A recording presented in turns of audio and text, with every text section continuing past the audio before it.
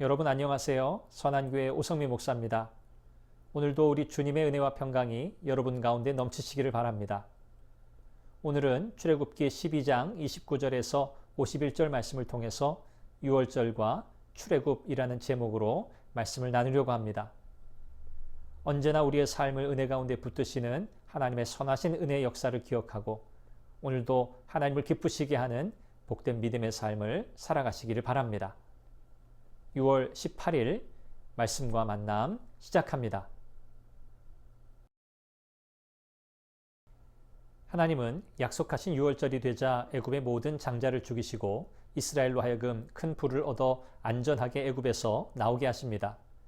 그리고 거듭해서 이 놀라운 은혜의 역사를 대대로 기억하게 하시는데 그 대상을 할례받은 자로 제안합니다.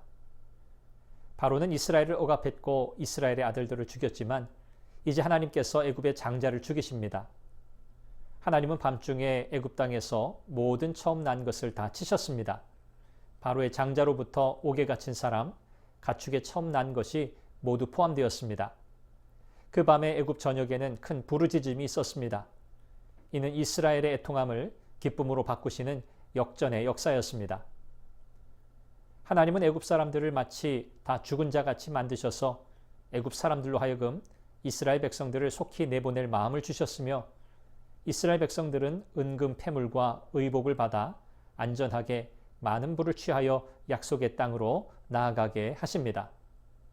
이것은 창세기 15장 14절에서 아브라함에게 하신 약속의 성취입니다. 하나님의 백성들은 언제든지 하나님의 약속을 믿고 바라며 나아가야 합니다. 출애굽한 이스라엘 백성의 수는 장정만 60만 명이 넘었습니다. 이는 아브라함에게 하신 약속의 성취입니다. 70명으로 시작한 이스라엘이 장정만 60만 명이 넘는 큰 민족을 이루었습니다.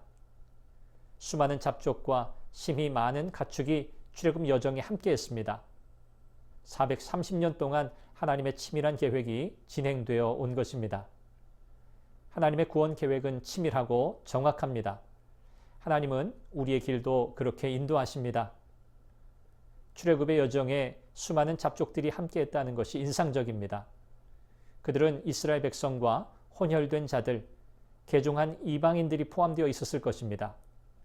출애굽에 참여한 사람들은 순수한 이스라엘 백성만은 아니었습니다. 이는 이스라엘 공동체가 단순한 혈연 공동체가 아니며 누구든지 하나님과의 언약 관계 안에 들어오면 하나님의 백성이 됨을 보여줍니다. 아브라함이 선택을 받은 것도 혈연적인 이유에서가 아니었습니다. 하나님의 주권적인 선택 때문이었습니다. 출애굽의 역사도 하나님의 전적인 택하심 때문이었으며 우리가 구원받은 것도 하나님의 택하심으로 말미암은 것입니다. 아무런 자격 없는 우리를 불러 당신의 백성 삼으신 것은 하나님의 영광을 찬송하게 하시려는 것입니다. 하나님은 할례받은 자만이 유월절에 참여할 수 있게 하셨습니다. 할례를 받았다는 것은 언약 백성이 되었다는 의미입니다. 비록 혈통적인 이방인이라고 할지라도 할례받고 언약 백성이 된 사람은 유월절을 지키고 어린 양의 고기를 먹을 수 있도록 허용되었습니다. 임시 거주자나 타국 품꾼은 유월절 예식에 참여할 수 없었는데 그들은 이익관계로 잠시 머물렀다가 떠날 사람들이었기 때문입니다. 교회는 신앙 공동체입니다. 마치 하나님을 믿기로 작정하고 할례받는 자가 영구히 이스라엘 공동체 안에 머물며 유월절 예식에 참여할 수 있었던 것처럼 예수 그리스도를 통해 하나님의 자녀되어 그 은혜의 영광을 영원토록 찬송하는 하나님의 백성의 공동체입니다. 교회 안에 머물면서도 임시 거주자나 이익관계가 끝나면 떠나는 품꾼과 같은 사람들이 되어서는 안 됩니다. 교회는 혈통과 신분을 초월하여 예수 그리스도를 주로 고백하는 새로운 가족입니다. 누구든지 마음의 할례를 받고 그리스도를 믿는 자는 구속의 은혜를 통해 천국 잔치에 참여하게 됩니다.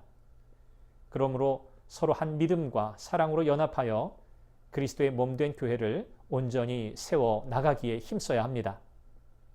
그런 은혜가 여러분 가운데 있으시기를 바랍니다. 여러분을 축복합니다.